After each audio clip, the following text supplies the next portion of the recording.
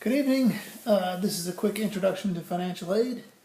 My disclaimers up front: I am not a paid professional.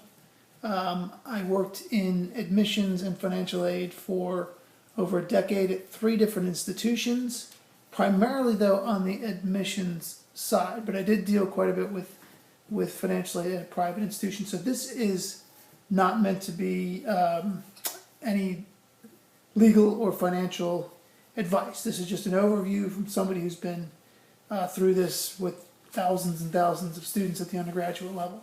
So hopefully just familiarize yourself here with the terminology and how it works when you start seeing things come in the mail from different colleges. And I'm going to be looking at this primarily from a private institution point of view. Obviously the state's going to be very similar if you're at a state institution, but the numbers will be quite different because it's subsidized by the individual states. So the numbers obviously are skewed. Bollinger University does not exist. I made it up, but that's what I'll be using as my private institution. So hang on. Okay, the first thing you need to do is file your FAFSA. Now here's a personal thing. The word is FAFSA, F-A-F-S-A, the Free Application for Federal Student Aid. For some reason, people by the gajillions like to pronounce it FAFSA. I hear FAFSA all the time. It's just after you hear it a billion times, you get annoyed with it. So it's actually the FAFSA. You're going to need federal tax information. Now what the FAFSA government site does, it'll pull in your IRS information if you want to pull it directly in from the IRS, or you can have your tax forms with you and enter it manually. You'll obviously need Social Security numbers. It'll let you select the colleges and universities to send your data. Usually it'll transfer to a college or university overnight, sometimes a little longer, and sometimes obviously there's weekends involved, it's going to be longer.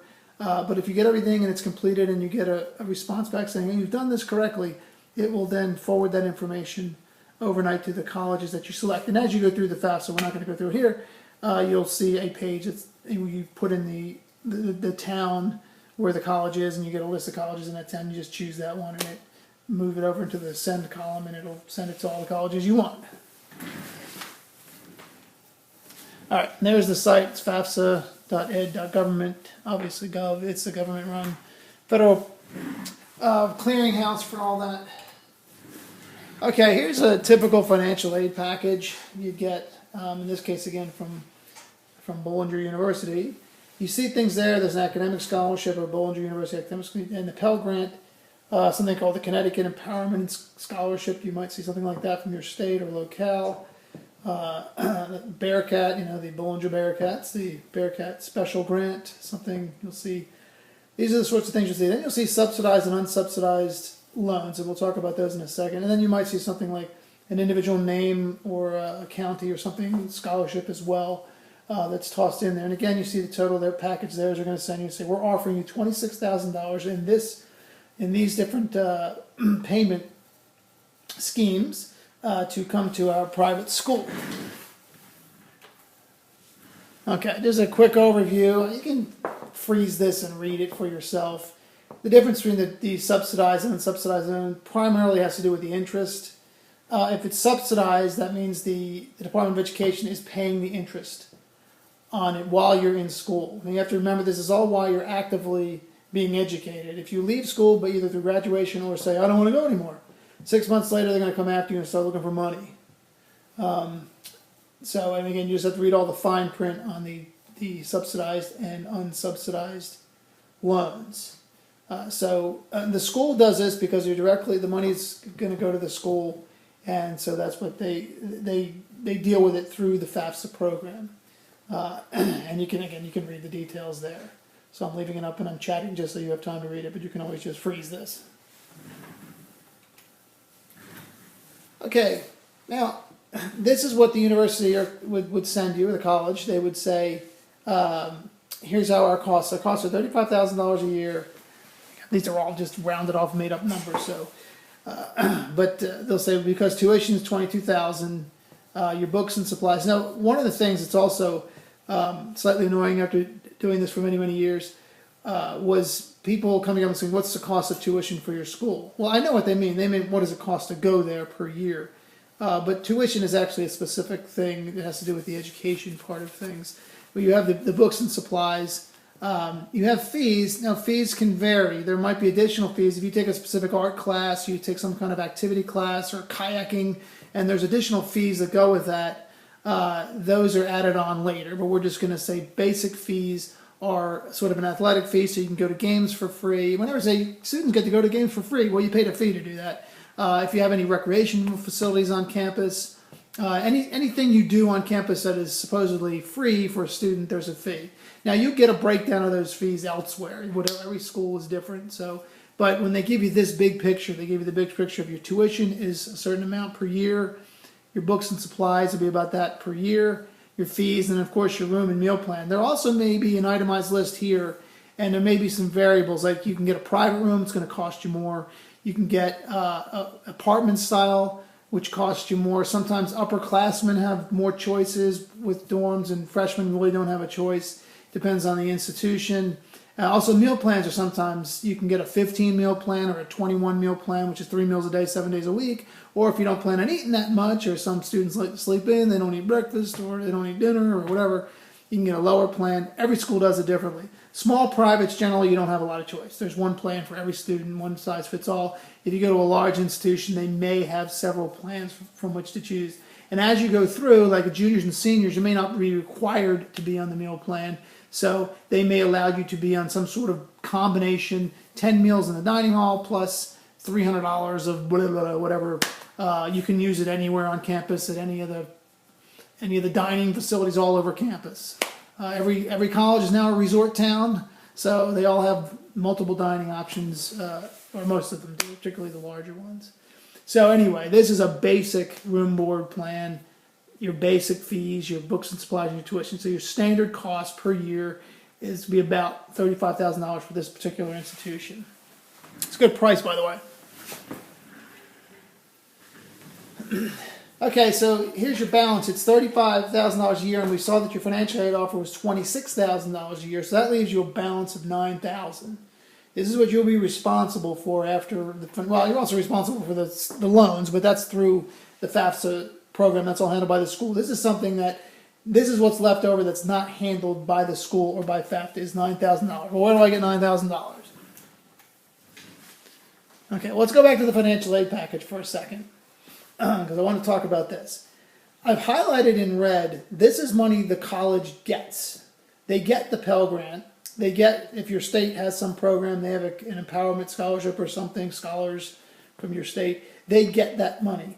They get the subsidized loan, and they get the unsubsidized loan money. If you choose, you don't have to take those loans, by the way. You can do it differently if you want. You can pay for it yourself, but if you want to do it through the FAFSA program, you would take this money here. And then, of course, if there's a scholarship that sometimes private schools will set up and say, students who make a 3.8 and they're from Connecticut and they want to study, religious studies, then they have their special scholarship, and the school knows that, and they say, oh, you happen to qualify for that. So that's the Charles Welch Scholarship. They get that money too, because that's a private fund set up by somebody who wants to help certain types of students. They can do anything for that. Like I said, I've seen them where people say, people who live in my county, I want the student has to have a 3.5, has to have been on the swimming team, and has to live in my county. Or even go to my high school. Some people set it up. So in this case, whoever set this up in the name of Charles Welch, who knew Bullinger, that's why I chose him, that money actually comes to the school. So at the end of the day, everything in here in red, the school gets that money. So they're guaranteed to get that money. The other things are sort of discounts that they give. They like you, you're a good student, they'd like to have you at their school. And remember, if you're there for 4 years, that's good for the college. And so they want to encourage students that are academically inclined. Maybe they do what they call BU Academic Scholarship. It's funny money. It doesn't really exist. It's just sort of a discount. And also the Bearcat Special Grant. You also qualify because you not only had good grades, you also wrote a tremendous essay, and you were very active in school, and they really want you. So they have this other fund, other discount that they offer, and that's $4,800. So really, at the end of the day, okay, let's go back to the $9,000. So now you still have $9,000 left. Okay, a bit of a technical glitch, but I ran out of video, so but we'll pick it right up here. Where do I get the $9,000? That's the balance between what the school's offering in their package and the cost of attending for 1 year. Well, you can go to your personal savings. Obviously, you can pay for it for yourself. You can get a private loan in addition to those that are run through the FAFSA program or offered through that. And then, again, on those loans, you'll be asked to decline. You don't have to accept them. You have to officially accept those loans. There's a thing called the ECI monthly payment plan. I have the website there. I recommend that you go and take a look at it. It's exactly what it is. It's a monthly payment plan, which is great. That way you can pay every month if you're working, and you can graduate with less debt. You will have paid it off by the end of that year. Again, probably not the $9,000, but again, combination of these things. There are things called private scholarships. These are things that are outside that you get from a private organization. Like my brother went to a very prestigious university, and he got a scholarship for being an Italian American. And there are all kinds of these things everywhere. So there's plenty of websites to go look for private scholarships. You can search just private scholarships, and or go to your high school guidance counselor, and they might have a list of all these sort of local things, civic organizations, etc. And then finally, there's the PLUS loan, which is really a parent loan. The website's there. You can look at either of those sites to tell you about the parent loans. Again, this is the parents borrowing money for the child to pay the difference for that for that year. Remember, it's only 1 year at a time that you're handling these things. I should note that some of these things, particularly if a school offers you an achievement scholarship or grant of some kind, then that is the understanding is that you will maintain your grades and you will maintain a satisfactory GPA, which is whatever the school sets. It's usually could be a 2.0, could be a 2.5, could be a 3.0, depending on the award and why they've given it and their expectations. So you need to find that out if you do get something from the school, what their expectations are, so you can maintain that for all 4 years. All right. Okay. Now, remember, we have the estimated cost, which is $35,000 a year. But the real point here is how much does it really cost to educate your student?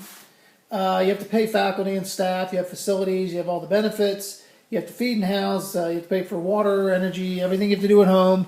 If the school has any debt that it has to service, anything else the school around educating X number of children, X number of students that they need to put into the dorms, into the classrooms to be able to function.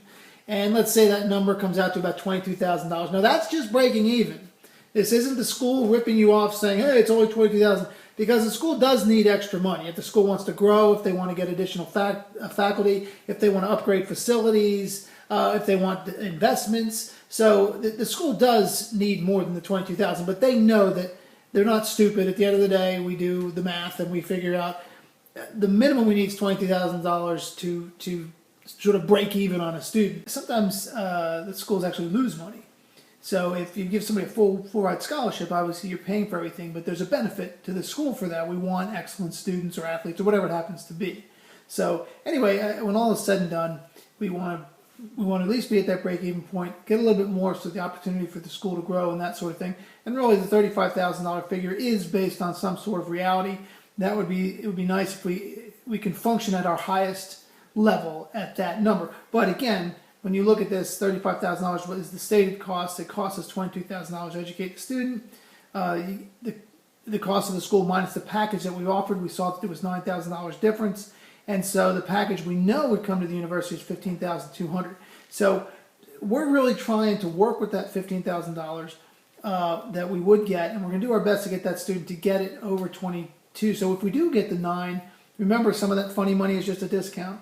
The university gets 24.2, so it's a little more than we need. It helps us grow. It helps us bring speakers to campus. It helps us to enhance student life in all sorts of different ways. So we're shooting for the 35, but we know we also want to get good students. So that's why we do the discounts for some of the better students with some of the scholarships. It helps the freshman class, etc. Look better and helps our graduation rate too. So we want students to stay for 4 years for their sake and for our sake. No good bringing in students who are going to fail out after one semester. I mean, that's even if they paid full fare. So again, go back to FAFSA .ed. It's a great place to start. A lot of information there. And again, I'm not presenting myself as an expert in this. Just I've been around it a lot for many years, and it's kind of a big overview, give you a big picture. But you'll need to figure out the details with your individual institution. So the last thing I want to say is there's a reason college does tend to be very expensive, and everybody's at fault. We're all at fault. Schools are at fault. Parents are at fault. Students are at fault. Government's at fault. The banks are at fault. Everybody's at fault for why education is so expensive. But I want to do that in a separate video to explain how we got to where we are. Where the cost, if you look at the inflation for most things, the cost of education is off the charts. It's not even close. The cost of education from 1973, let's say, to 2018, it's a bajillion zillion % higher compared to just about any other product or service in this country. And it's really insane, and it's this back and forth, and I'll try to explain it in another video. Hope this helped. If you have any questions, leave them in the comments, and I'll see what I can do. But again, I'm not an expert.